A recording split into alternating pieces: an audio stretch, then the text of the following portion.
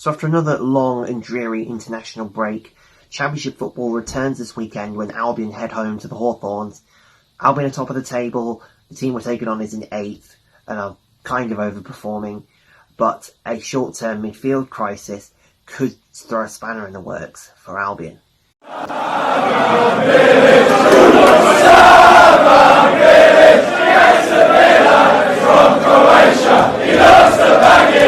So guys, yes, the EFL Championship is back, and it's game number 17 for Albion when we take on the Owls of Sheffield Wednesday at the Hawthorns.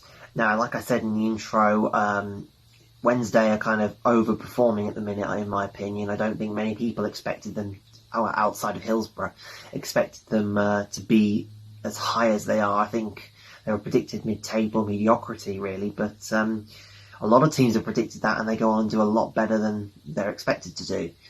Obviously managed by Gary Monk after Steve Bruce's resignation earlier this season. But their success could come at a cost, as has been reported in the news recently. Wednesday have been charged with misconduct, I think, regarding the sale of their stadium in some sort of technicality to make sure they fall in FFP rules.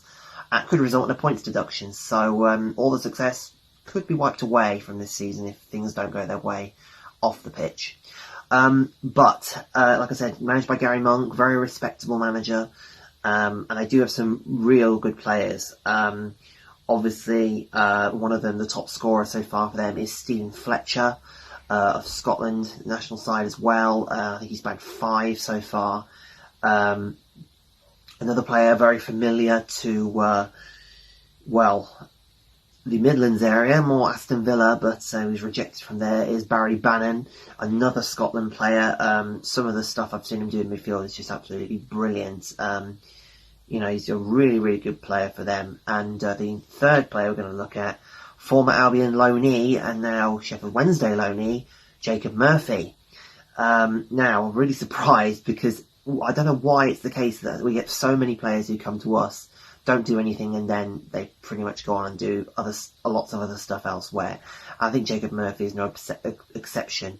He's scored a few, I think 2 or 3 so far, and he's playing. People saying he's playing a lot better for Wednesday than he ever did for Albion. So, but Albion-related matters. Obviously, the main talking point for this game is the suspensions of Jake Livermore and Romain Sawyers. It's not good, put it that way. It really isn't good. Jake Livermore has been a fantastic captain so far this season.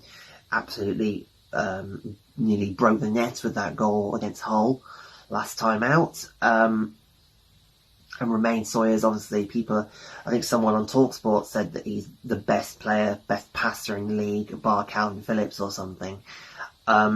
This is going to be tricky. I mean, I've been racking my brains thinking what they're going to do. My best bet is that they'll probably put Kravinovic and Brunt, maybe.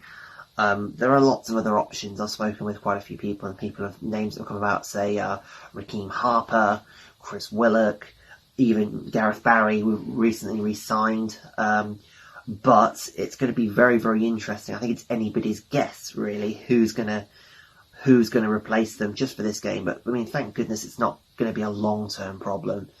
But it certainly is going to be for now. But Wednesday, obviously, are very, very composed, attacking. It's going to be tricky because, I mean, last season went to Hillsborough and we drew Tool. I don't know how. And you see every time we intro a matchday vlog, that was our reaction to Harvey Barnes' equaliser. We just went mental, me and Connor.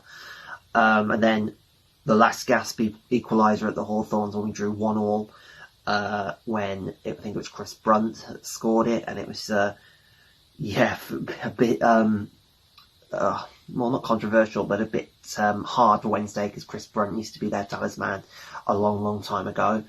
But this game is going to be interesting because, like I said, Wednesday are kind of overperforming.